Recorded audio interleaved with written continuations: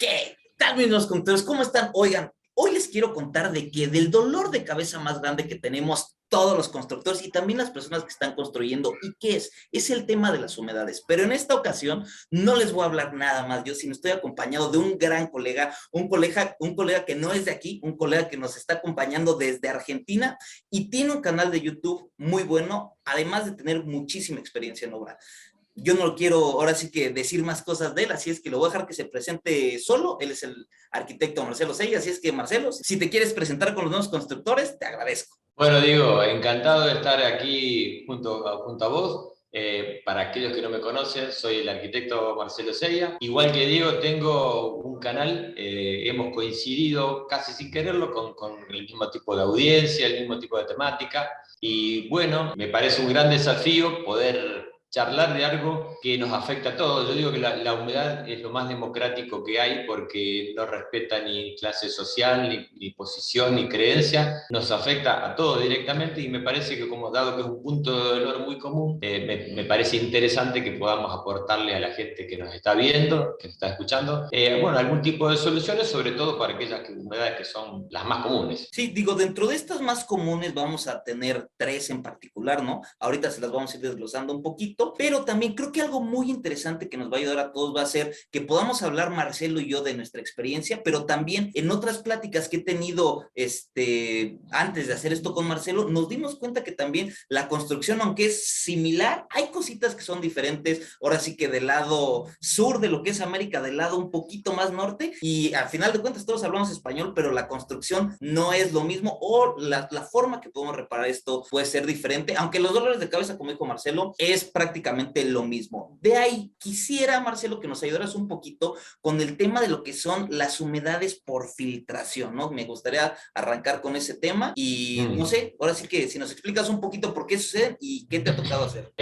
Sí, yo te agregaría a esas distintas formas de construir, distintas formas de llamar a las mismas cosas que tenemos. Entonces, seguramente vamos a tener que hacer aclaraciones para aquellos que están en Argentina, entiendan un poco algunas formas distintas tenemos formas distintas de llamar, por ejemplo, bueno, a mí me llamaba la atención, yo a veces hablo de revoque, hablo de chapa y por El ahí otros que repellado hablen hace por el acá. repellado, claro, también. Pero bueno, respecto a la humedad por filtraciones, creo dentro de las humedades por filtraciones, para ubicar a aquellas personas que dicen, a ver, tengo humedad por filtraciones, creo que básicamente tienen que ver con agentes climáticos, básicamente con la lluvia. Y en principio, a ver, la gente cómo puede identificarla en su casa qué es el origen? Creo, en definitiva, que hay dos formas. En principio, si la humedad se agudiza o aparece luego de alguna tormenta, alguna lluvia, es un claro síntoma que estamos hablando de una humedad que tiene que ver como causa principal a la lluvia. Y por otro lado,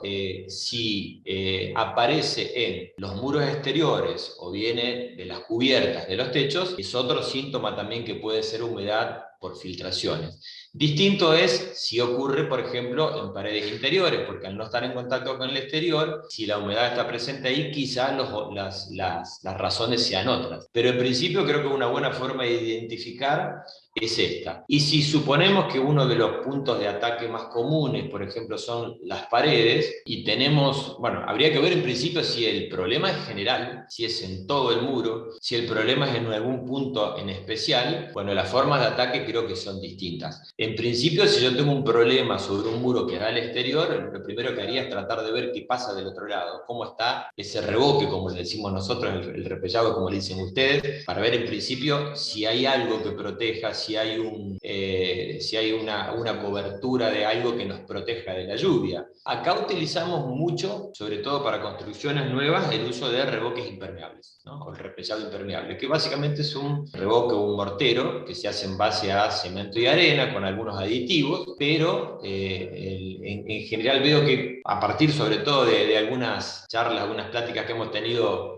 con vos en otro momento, quizás a lo mejor no sea lo más común, o sea, ustedes no suelen hacer un primer revoque impermeable. Tengo entendido que es así, no sé, o cómo lo protegen directamente Pues al muro. nosotros, digamos, en el tema de lo que son los muros, Marcelo, usualmente como lo planteamos o como lo ejecutamos, pues vamos a tener ya sea tu muro de bloc, tu muro de ladrillo, de tabique, de lo que sea, y como tú dices, le metemos un repellado o un revoque con un mortero tradicional, digamos, un mortero con el que se hace para dar el terminado. En ocasiones puedes también ponerle un aditivo, pero en la práctica común, al menos aquí en México, en la zona donde yo me encuentro, simplemente es meterle un revoque o un repellado tradicional, pero algo que sí nos va a ayudar mucho es de que le sumamos el ponerle pintura, ¿no? Hay A ocasiones eso iba. que pasa con los clientes que una, se quieren ahorrar los revoques o los repellados laterales y eso, pues obviamente, si tienes un ladrillo, digamos, pues va a absorber, va a chupar mucha agua y esto pues va a salir del otro lado y es un problema. Al meter el revoque o el repellado te va a ayudar, pero también, aparte de eso que es como una primer garantía, el poderle sumar lo que va a ser una pintura, sea de buena o de mediana calidad, esto te va a ayudar porque al final de cuentas la pintura es un elemento plástico. Ese elemento plástico va a ser como una micro capa, digamos, que te va a ayudar y eso te va a permitir que no tengas estas filtraciones, ¿no? Que aún así hay otras cositas que nos debemos de revisar porque aunque esté esto impermeabilizado muchas veces cuando tenemos nuestros vecinos, siempre se deja, no sé cómo lo hagan en Argentina, pero una junta constructiva que le decimos nosotros, que es dejar prácticamente el muro que tú tienes, sea tu barda, sea tu perímetro, junto al de tu vecino, una pequeña separación. Y ahí muchas veces es donde sucede el problema, porque si tu casa está un poquito más arriba y lo trabajo, estas uniones es por donde usualmente suelen pasar esas cosas. Ahí lo que hacemos nosotros es dejamos un chaflán, que le decimos un chaflán como a dejar esta como curvatura entre el muro tuyo y el muro del Sí. vecino, dejar una curvatura para prevenir, porque muchas veces en mi experiencia por ahí es donde suceden estos problemas. A mí me ha pasado, bueno, si nosotros tomamos el mismo recaudo, en muchos casos cuando tenemos que arrimar nuestro muro al del vecino, yo desde acuerdo a mi experiencia, por más que tomemos todos los recaudos de hacer un chaflán o de sellar esa unión, me parece que lo más seguro y que muchas veces, sobre todo que me parece que puede ser aplicable a mucha gente que tiene este problema, es a veces colocar un plegado de chapa que le llamamos o de lámina metálico, que cubra. Vamos a suponer que hay una diferencia de altura entre un techo y otro, que cubra parte de la pared vertical y que cubra esa zona donde naturalmente, como son dos muros hechos en distintos momentos, se va a plantear seguramente la aparición de una grieta. Porque en esa grieta que nosotros llenamos y nos preocupamos en esa grieta, o en esa junta que nosotros llenamos y nos preocupamos para que no entre humedad, en algún momento el agua presente en ese mortero se va a secar. Y al secarse se va a achicar. Y al achicarse se va a generar una grieta. Entonces, yo he encontrado de mucha efectividad, después, esto lo digo después de haberme dado la frente contra la pared muchas veces, cubrir esa zona con una lámina, con una parte, con un plegado de chapa, me ha resultado muy efectivo. Y un poco lo que agrego respecto a lo que comentaba, bien comentado, con el tema de la pintura, sobre todo aquellos que han dejado la pintura de los exteriores para más adelante, o como cuando decimos acá, para cuando las vacas engorden, que sería para cuando la situación económica te lo permita. Bueno, quiero decirles a esa gente que en realidad la pintura no es solamente una cuestión estética, es una cuestión de protección para la casa, porque los repellados o los revoques en estado crudo son esponjas que absorben humedad y la transpiran, absorben y transpiran en un proceso que se repite cientos y miles de veces cada vez que llueve. Entonces, en este proceso se va lavando todo ese mortero, me parece, y las condiciones que tiene en cuanto a su impermeabilidad desde el primer momento son muy distintas a las que tiene luego de 5 o 10 años en el cual no le hemos pintado. Entonces, porque se van lavando los minerales, se va poniendo cada vez más poroso. Por eso creo que es indispensable, sobre todo aquellos que están sufriendo este tipo de problemas, que tengan los cuidados al menos de cubrir, nunca es tarde para hacerlo, todo el acabado exterior con una buena pintura impermeable. Acá utilizamos mucho los látex, no sé si se utilizan allá, pero un látex,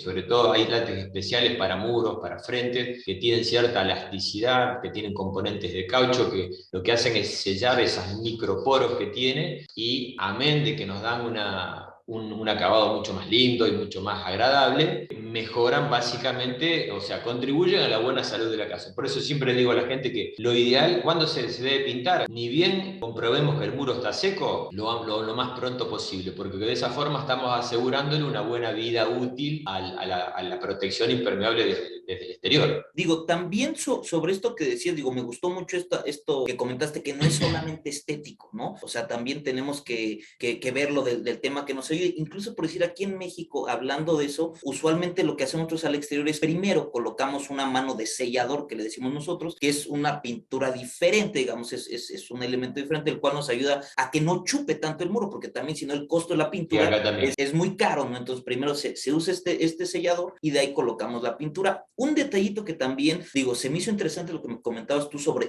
esta lámina. Nosotros acá la realidad que estamos, o al menos en mi oficina, estamos muy acostumbrados a dejar este chaflán, pero de ese chaflán también, aparte de dejarlo bien, lo que recomendamos nosotros es colocar un impermeabilizante acrílico, ¿no? Ese impermeabilizante acrílico, ¿por qué? Porque y de la misma manera, ¿no? Que dejes esta curvatura que va a llegar el agua y no va a dejar que se filtre entre los dos muros, pero chupa, está chupando, está succionando esto, entonces le metemos un impermeabilizante, nos va a ayudar. Algo que yo he hecho es de que ese impermeabilizante no solamente el chaflán o esta curvatura es impermeabilizarlo, sino digamos, si vamos a tener la curvatura en esta parte de aquí, esto extenderlo a donde acaba el muro y esto al menos subir unos 20 o 30 centímetros más. ¿Por qué? Porque igual el agua cae y puede estar así que brincando por ahí. Entonces, esto a mí me ha ayudado mucho para estar previniendo esas juntitas, que es muy común que suceda alguna filtración por ahí. Sí, yo creo que desde ya, sí, es lógico, y aparte porque pasaría lo mismo con el repellado exterior. Si uno no lo protege, va a sufrir también, y más aún todavía en la parte, digamos, plana, porque justamente es donde se acumula el agua, por eso es importante que esto tenga un buen desagote, que realmente el agua no quede estacionada ahí. Y otro de los puntos que me parece que también tiene que ver con otro de los muros exteriores de la casa, que es la cubierta o el techo, que también los problemas que tenemos por filtraciones cuando llueve, porque claro que creo que ese es el miedo más grande, que Marcelo. hace uno lo primero cuando llueve y mira para arriba, y ahí nos encontramos con todas las sorpresas y sobre todo siempre digo lo mismo, en general cuando tenemos un problema de filtración, estadísticamente siempre ocurre de madrugada, cuando no podemos hacer nada, cuando tenemos que esperar que pare la lluvia y no podemos salir a cubrir ni tomar ninguna medida. Bueno, fuera de broma esto, la protección de la cubierta superior de la casa es yo creo que fundamental. Y en este caso, si uno tuviera que aportar algún tipo, alguna solución, creo que esto también va a depender mucho del tipo de cubierta que uno esté hablando, porque no es lo mismo tener una losa plana de hormigón que un techo de lámina, como le dicen ustedes, o chapa inclinado, por ejemplo. A mí, particularmente con el techo, no sé por conversaciones anteriores que hemos tenido, Diego, que por ahí ustedes están muy acostumbrados a las cubiertas de hormigón o de concreto, ¿no es así? Sí, lo que es la lámina, de hecho, por decir, yo de las primeras pláticas que tuve contigo era lo que te comentaba, ¿no? O sea, que he visto tus videos y demás y hablabas de estos techos de chapa y demás. La verdad es que acá no los conocemos o no es común o casi no los utilizamos y sí estamos acostumbrados mucho al tema del hormigón. Ahí también creo que algo que puede ayudar, al menos los que estamos acá en México, que construimos más con las losas de hormigón, es también la manera en la cual vamos a dar nosotros las pendientes. Si fuera un tema de que no vamos a tener esto, como tú dices, en un techo a un agua o dos aguas, pues puedes tener una poquita mayor tranquilidad porque el cauce natural pues va a estar llevando, llueve y pues se va por la inclinación, ¿no? Pero si lo dejamos plano, también hay que analizar muy bien cómo vamos a tener las bajadas pluviales, estas mismas bajadas pluviales, separarlas, o sea, distribuirlas de una correcta manera para que nosotros le decimos el entortado, no sé cómo ustedes le digan, que es, tenemos nuestra losa plana y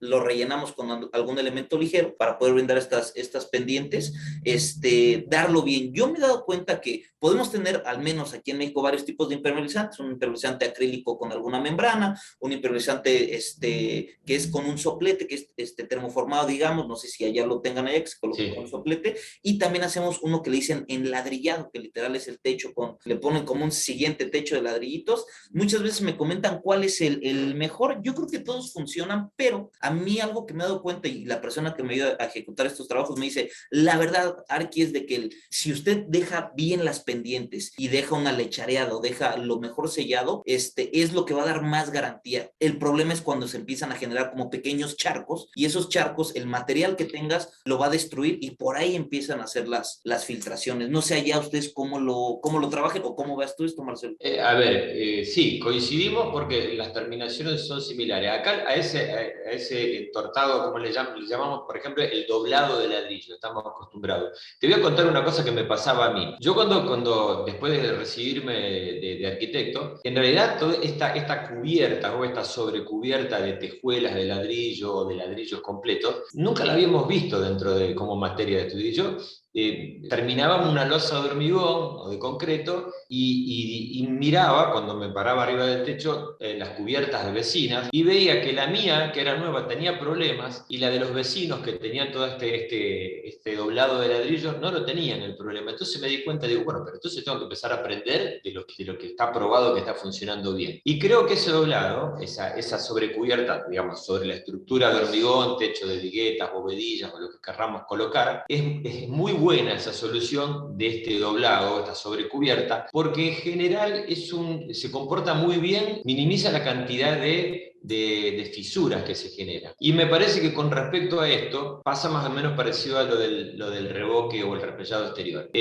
Funciona muy bien como para prevenirnos de filtraciones, pero también lo hace aún más saludable una cobertura de una pintura acrílica o lo que llamamos acá también membrana líquida, y en especial yo agregaría, si hubiera que dar otra ventaja más, si fuera de color blanco, mejor todavía, porque aunque viene de color rojo, teja, o gris y demás, el blanco nos va a ayudar a que se refleje más el sol, se caliente menos, y al calentarse menos, obviamente se dilate y se contraiga menos, porque si lo pintamos de un color oscuro, lo que va a ocurrir es que más allá de la protección que le hayamos hecho, se va a calentar mucho, entonces se va a buscar dilatar, se hincha. Esa dilatación, porque voy a decir esa hinchada. Esa dilatación, cuando recibe una lluvia de verano que baja la temperatura de 35 grados a 20, a lo mejor ese cambio se produce en media hora. Y es como un baldazo de agua fría, como meter un hierro al rojo vivo sobre el agua. Y eso produce una contracción muy brusca con materiales que no están preparados para eso, porque son todos en base a cementos y a arcillas y demás. Entonces, en ese sentido, no solamente este entortado, este doblado, este determinación que funciona, a mí me ha funcionado siempre muy bien, sino también una cobertura que puede ser. Yo elijo mucho las pinturas acrílicas de determinación, pero también acá usamos mucho la membrana fáltica, que supongo yo que la que estabas mencionando, que se pega con rollos, con soplete, exactamente, ¿no? Que se van uniendo en tramos de 1 metro, que acá la verdad que se ha dejado un poco de usar porque la gente en general tendía a creer que cuando colocaba la membrana estaba cubierto de por vida. Y en general esas membranas tienen una vida útil, por lo menos garantía de fábrica, de alrededor de 10 años. Y con el tiempo se van poniendo, el asfalto que tiene se va poniendo duro, quebradizo, y por ahí se puede romper. Y cuando se rompen en lugares, termina siendo una trampa de agua, que a lo mejor tenemos el problema por acá, pero la entrada de agua estaba por este lado, y después se hace invivible, entonces hay que retirarla y volver a colocar. Por eso en ese sentido prefiero siempre las pinturas. A mí creo que en ese sentido coincidimos en las losas. Creo que lo mejor que podríamos recomendar a la gente es que se ocupe de generar, de cubrir todas las filtraciones que tengan. Estamos hablando, vamos a suponer, para aquellos que hoy tienen el problema, que no tienen la posibilidad de hacer una cubierta nueva, sino que bueno, lo principal es tratar de protegerse con una buena pintura, pero haciendo una buena reparación de fisuras, de grietas que pudiera llegar a tener el techo, ¿no? Así que en ese sentido me parece que estamos más o menos, a pesar de las distancias, tenemos resoluciones parecidas. Algo que se me hizo interesante que comentaste fue eso, ¿no? Que muchas veces vamos a tener una fuga aquí, bueno, no una fuga, una filtración en esta parte aquí, y puede estar viendo el problema desde otro lado. La verdad es que a veces es complejo el hacer nada más como reparaciones o parches en un lugar. Yo lo que recomiendo es, si empiezas a tener estos problemas, impermeabilizar todo de nuevo, ¿no? O sea, ya tienes algo que está funcionando y mejor hacer esto de manera general. Y el que es, al menos aquí en México, el que es como con esta pintura acrílica que le podríamos decir que es elástica, la verdad es de que no es tan caro, ¿no? Digo, tal vez este vulcanizado sí es un poquito más caro, meterle el enladrillado completo que decimos nosotros es más caro, pero el acrílico la verdad es de que no es tan problemático. Una recomendación yo nada más es de que todo tiene una garantía, y si se ve que va a vencer su garantía, no se esperen a la temporada de lluvias para repararlo. ¿Por qué? Porque también ya tenemos el problema que está lloviendo, le pones esto que es plástico, el agua va a salir por algún lado y se empieza a inflar, como tú dices, no deja respirar al material, entonces te tienes que esperar un rato a que se acaben las lluvias lluvias, a que te queden tus goteras y Claro, claro, poderlo claro. reparar. No hay peor cosa que pintar sobre una superficie húmeda porque lo que hacemos es aprisionar la humedad que al otro día, cuando salga el sol, va a buscar evaporarse. Y como no puede, va a formar un globo. Entonces, obviamente, estamos haciendo una trampa para humedad que nunca va a tener salida. Pero lo importante de esto también es recomendarle a la gente que no solamente la pintura, año tras año, va siendo desgastada por los rayos ultravioletas. Entonces, en general, siempre, por lo menos acá acostumbramos cada un par de años. En general, las impermeabilizaciones no son para toda la vida. Como todo requiere mantenimiento, contra cualquier superficie, entonces siempre hay que tratar, el mantenimiento creo que es clave para mantener la buena salud de la casa y en eso hay que dedicarle tiempo y si no le dedicamos tiempo, por lo menos buscar a alguien que lo haga, ¿no? Sí, digo, exacto, si no podemos hacerlo nosotros, buscar un especialista que nos vaya a ayudar.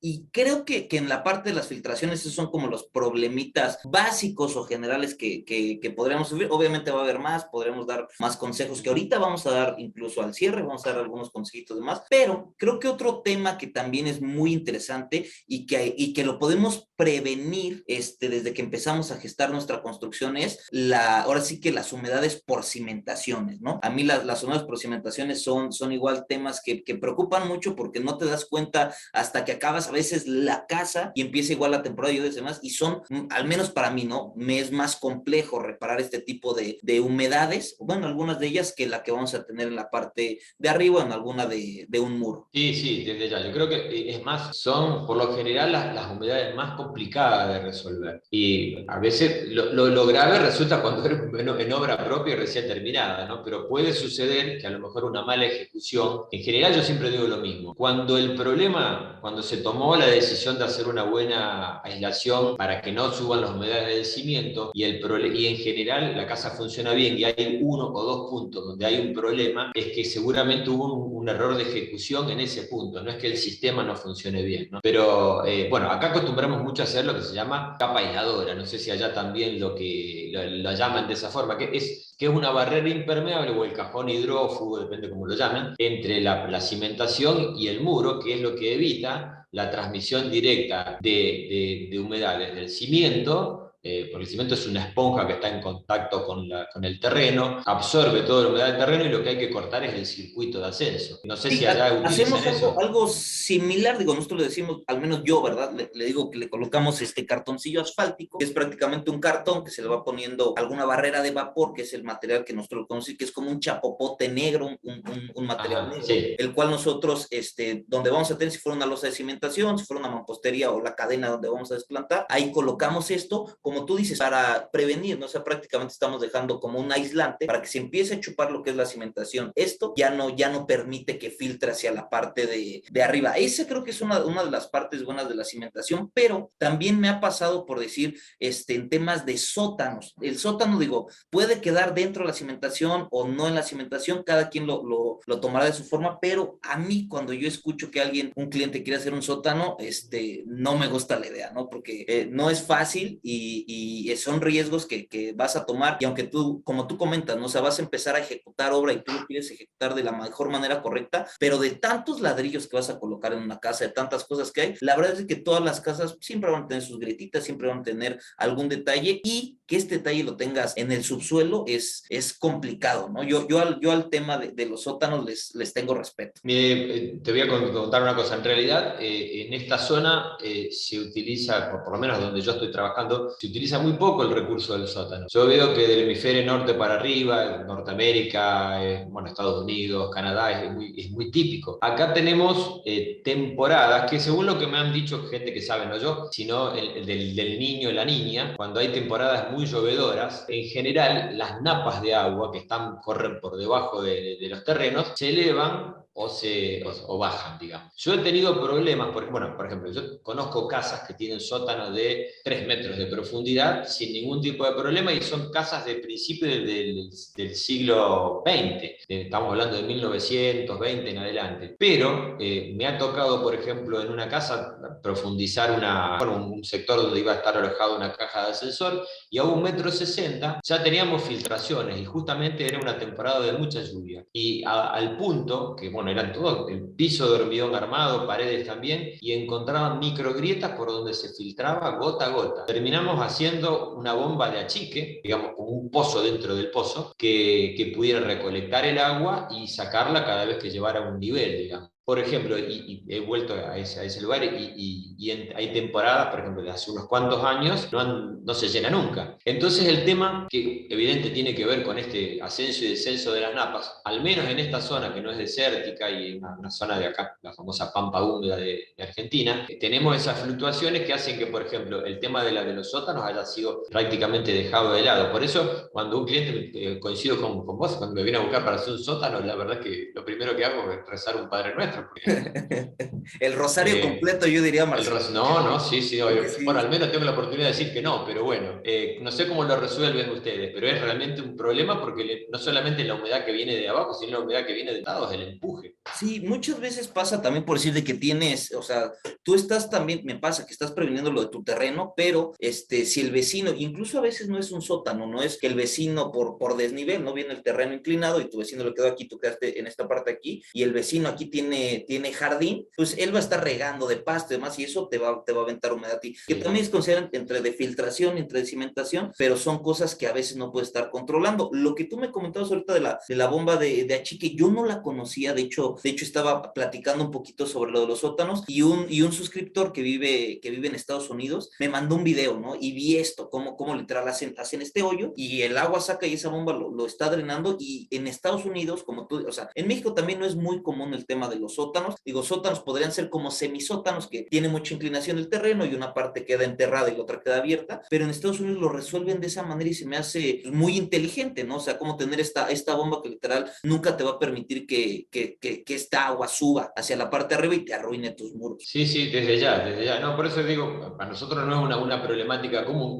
Quizás a lo mejor sea más común todavía, es la problemática de las casas antiguas, y no tan antiguas, no estamos hablando de antiguas históricamente, sino casas de, digamos, desde el 1970 para atrás, que a lo mejor por mala ejecución o porque los materiales se van poniendo viejos y demás, tienen problemas de humedad y a veces nos llaman para decir, bueno, ¿qué puedo hacer? Porque tienen a la altura de zócalos, digamos, estoy señalando, digamos, a esta altura. Bueno, te cuento, este es mi estudio, pero está en mi casa, y esta casa es del año 40, más o menos, y cuando yo la compré estaba llena de humedad. Entonces, lo que hicimos en ese momento, porque no tenía capa aisladora, no tenía ni un fieltro, cemento no se conocía prácticamente, y eran casas que venían de épocas de la migración. Acá en Argentina tenemos una migración italiana muy importante, se llevó acá en 1920 y demás, y traían sus tradiciones constructivas que no incluían la posibilidad de hacer, o construían de otra forma, digamos, con pisos de madera. Ya lo hablaremos en otra oportunidad. Entonces, en este caso, lo que hicimos es cortar sobre el zócalo, pedazo por pedazo, 80 centímetros sí, 80 no, 80 sí, 80 no, pasando de lado a lado y colocando ese fieltro, como colocan ahí ustedes allá en México, y después, cuando secaba ese pedazo, hacer lo mismo en el otro. Y bueno, solucionamos el problema en toda la casa, pero es muy destructivo. Hoy por hoy tenemos acceso a un tipo de tecnología que se llama de electroosmosis inalámbrica, que en realidad consiste, sobre todo, que es muy interesante para aquellos que tienen ese problema y no quieren hacer todo este desastre constructivo que implica romper, ¿no? Es conectando un aparato. Aclaro que yo no tengo nada que ver, no vendo nada por las dudas, para que no, por desactivar comentarios en este sentido, pero bueno, lo he instalado con buena suerte, digamos, ha resultado una solución, pero básicamente se trata de un aparato que emite una onda de radiofrecuencia, en general de forma esférica, porque en realidad vamos, lo que más nos interesa radial, por eso hay que colocarlo en un sector central de la casa, y lo que hace es invertir la polaridad de ascenso de la humedad. O sea, la humedad, en vez de querer subir, va a bajar. Entonces seca los pisos, seca todas las paredes. El proceso de secado inicia desde el primer día, pero puede llevar unos cuantos meses de acuerdo a la humedad que tenga. Pero sirve solamente para aquella humedad que viene de los cimientos, no para humedades que tengan que ver con la lluvia, ni con tuberías rotas, ni nada por el estilo. Es bueno, es caro,